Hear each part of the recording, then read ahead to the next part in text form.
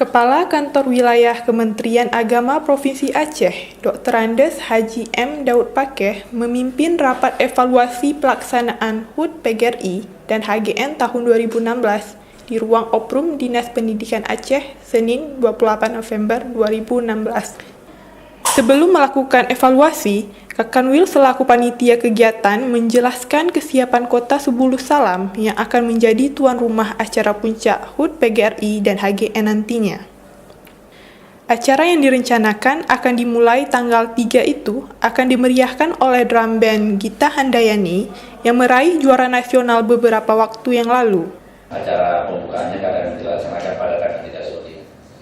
Yang juga kita ikut nanti pada saat rentetan kegiatan ini, kita akan menghadirkan anak-anak kita dari Gita Handayani yang merupakan juara nasional kita kemarin. Kesiapan yang lain untuk Sebuluh Salam, alhamdulillah tidak ada kendala yang insyaallah mulai hari ini ada kita dari JO juga akan ke sana untuk mempersiapkan segala sesuatu, termasuk pameran dilaporkan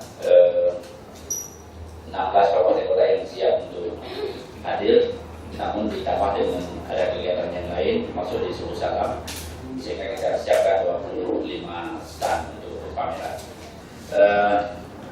Kegiatan di Sebuluh Salam selain acara pembukaan di lapangan Beringin, dan juga acara resepsi itu disiapkan di Pendopo. Yang selanjutnya kemudian semua kegiatan itu dipusatkan di